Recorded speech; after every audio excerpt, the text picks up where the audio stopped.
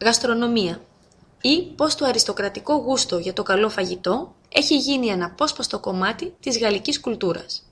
Τρίτο μέρος. Μπαμπάδες με ρούμι και μπουσέ à la reine. Όπως και ο Λουδοβίκος ο 15ος, έτσι και όλες οι γυναίκες που συνόδευσαν τη ζωή του, ασχολήθηκαν με τη γαστρονομία. Η σύζυγός του, Μαρή Λεστσίνσκα, κόρη ενός Πολωνού βασιλιά και δούκα της Λορένης, ο ίδιος εφήβρε τον μπαμπά με ρούμι, έγινε διάσημη για την προτίμησή της στις μπουσέ à la reine. Ζητούσε να τις κάνουν ατομικές μερίδες, εξού και το όνομά τους, για να μπορεί να τις τρώει ακόμα και όταν δεν ήταν στο μενού των άλλων συνδετημόνων. Η διάσημη Madame de Pompadour, ερωμένη του βασιλιά, εφήβρε πολλά πιάτα με τη βοήθεια των μαγείρων του, μεταξύ των οποίων ήταν και ο Vincent La Chapelle, συγγραφέας του σύγχρονου μάγειρα. Η γαλλική κουζίνα αρχίζει λοιπόν να συμμετέχει σε πολύ μεγάλο βαθμό στην ακτινοβολία της γαλλικής κουλτούρας.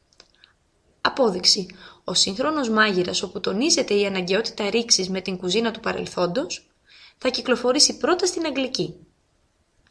Ο Vincent La Chapelle δούλεψε άλλωστε στην Αγγλία, στην Ολλανδία, στην Πορτογαλία.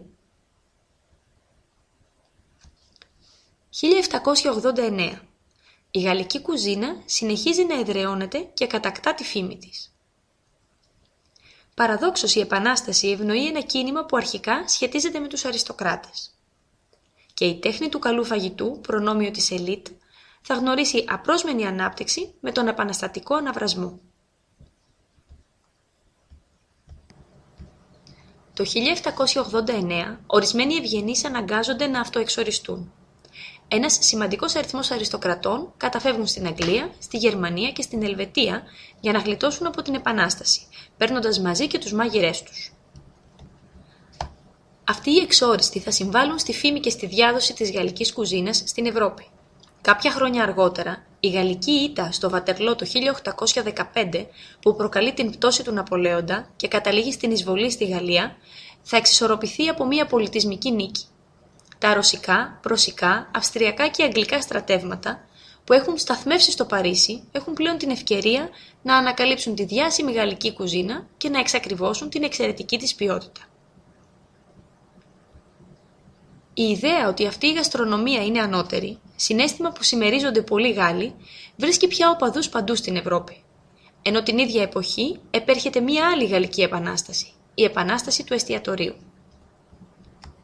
Η αριστοκρατική προέλευση του εστιατορίου. Σε κομψό περιβάλλον, διαφορετικό από τη θορυβόδη ταβέρνα ή το καπηλιό, γνωστά στους ταξιδιώτες με το μοναδικό τους πιάτο να σερβίρεται συγκεκριμένη ώρα, στο εστιατόριο μπορούμε να φάμε à la carte, οποιαδήποτε ώρα της ημέρας, σε ατομικά τραπέζια. Και εδώ η καινοτομία έχει αριστοκρατική χρειά. Ένα από τα πρώτα εστιατόρια του Παρισιού, στην πλατεία Palais Royal, θα ιδρυθεί το 1782 από τον Antoine Beauvillier, μάγειρα του πρίγκιπα του Κοντέ, γόνου της υψηλής αριστοκρατίας.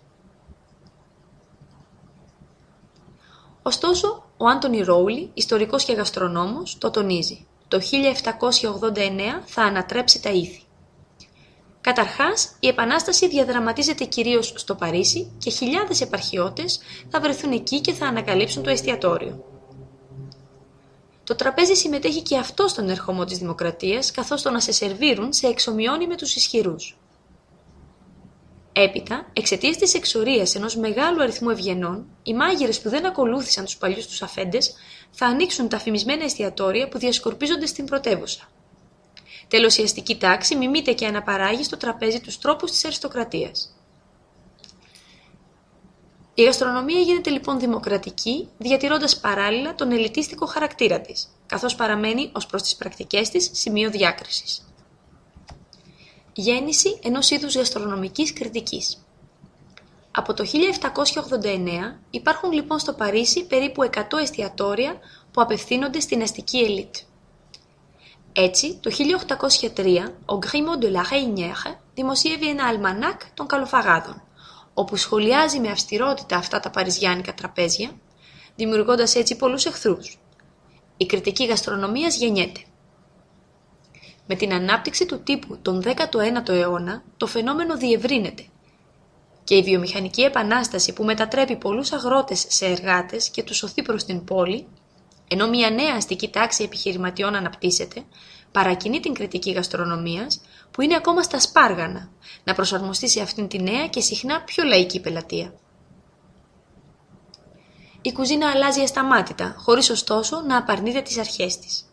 Οι χώροι εστίασης εκδημοκρατίζονται ώστε να έλξουν τους εργάτες, τους τεχνίτες, τους φοιτητές που είναι λίγο πολύ μποέμ. Πρόκειται για τη γέννηση του φτηνού μαγειρίου, της υπαίθριας ταβέρνας, του ζωμού, που επέτρεπαν να επωφεληθούμε της αυθεντικής γαλλικής κουζίνας, αλλά με χαμηλό κόστος. 1900. Ο οδηγός Μισελέν.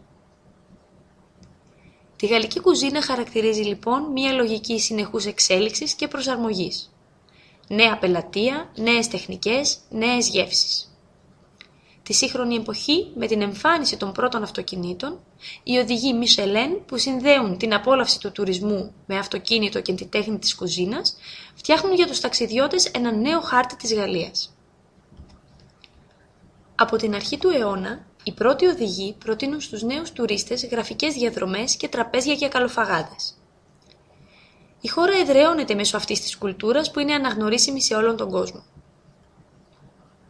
Μια γαλλική κουζίνα ταυτόχρονα εκλεπτισμένη, πολυσύνθετη, ελιτίστικη με αριστοκρατική χρειά, αλλά προσβάσιμη στους περισσότερους. Κάτι που ικανοποιεί τους Γάλλους, έναν λαό γνωστό για την ευαισθησία του σχετικά με τα χρονικά και το μεγαλείο της μοναρχίας, αλλά παράλληλα και για το βαθύ του ενδιαφέρον για μια αυστηρή και τέλεια ισότητα.